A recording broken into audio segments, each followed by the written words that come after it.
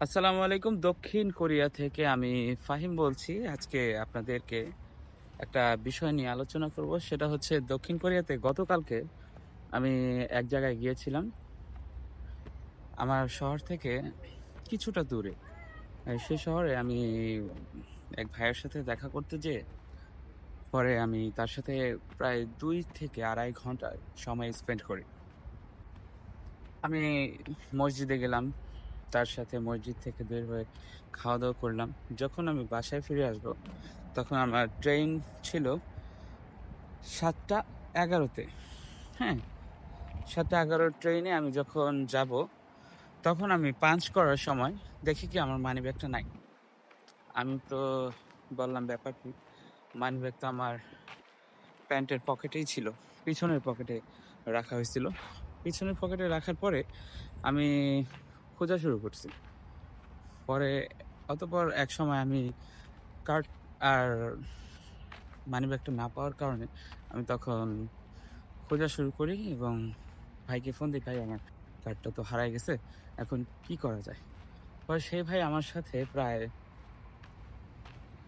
ওই রাস্তায় যে রাস্তা দিয়ে আমি হেঁটে সাইকেল চালিয়ে গিয়েছিলাম, সেই জায়গাতে আমার হয়েছে, খোঁজাখুঁজি শুরু করছি। কিন্তু রাস্তা তো দূরের কথা, কোথাও আমার মানিব্যাগটা পাইনি। মানিব্যাগটা না পাওয়ার কারণে তো আমি খুবই টেনশন কার্ড, সেখানে আমার খুবই গুরুত্বপূর্ণ কাগজ ছিল এবং এলিয়েন কার্ড, পাশাপাশি আমার ব্যাংকের যে কার্ডগুলো আমি চলাফেরার জন্য প্রতিনিয়ত ব্যবহার করে থাকি, সেগুলো আমি হারায় ফেলছি। আমি তো একেবারে অস্থির হয়ে গেছিলাম। পরে খোঁজাখুঁজির পরে আমি বললাম, "ভাই আপনি চলে যান। আমি দেখি কার্ডটা পাই কিনা।" পরবর্তীতে সে বাসায় চলে গেল। বাসায় চলে যাওয়ার পরে আমি আবার খোঁজা শুরু করি। খোঁজাখুঁজি করার পরে দেখি কি আমি আর কার্ড পাইনি। পরবর্তীতে আমি কার্ডটা হারাইছি একটা পার্কের দিকে।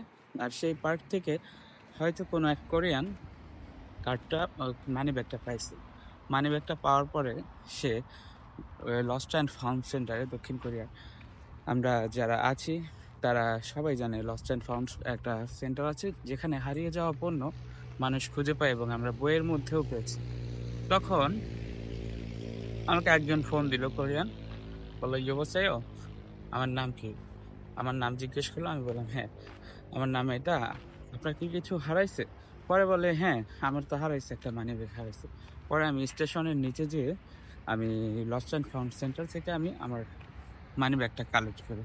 এতে বোঝা গেল আমি ২.৫ ঘন্টা পর মানিব্যাগটা হারানোর পরেও যে এত সহজে আমি পেয়ে গেলাম। আমার সবকিছু অক্ষতভাবে আমি আমার মানিব্যাগটা পেয়েছি। আমি চেক করলাম।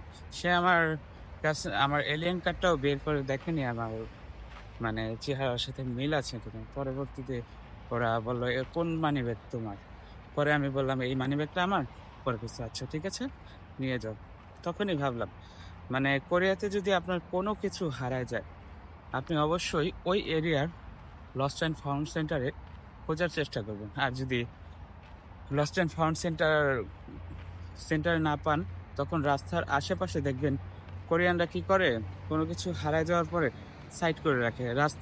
যে রাস্তায় পড়বে ওই সাইডের গাছের গোড়া বা কোনো একটা পরিষ্কার জায়গায় ওরা রেখে চলে যায়।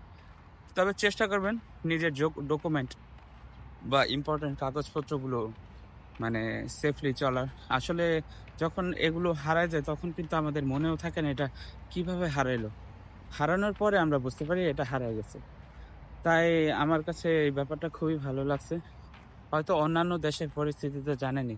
যদি মানিব্যাগটা পড়ে আপনি ডানে বা বামে চলে যান, তাহলে ওই মানিব্যাগ তো দূরের কথা, ওই আজীবনের জন্য ওইটা চলে যাবে। যাই হোক, ভালো থাকবেন সবাই, সুস্থ থাকবেন সবাই।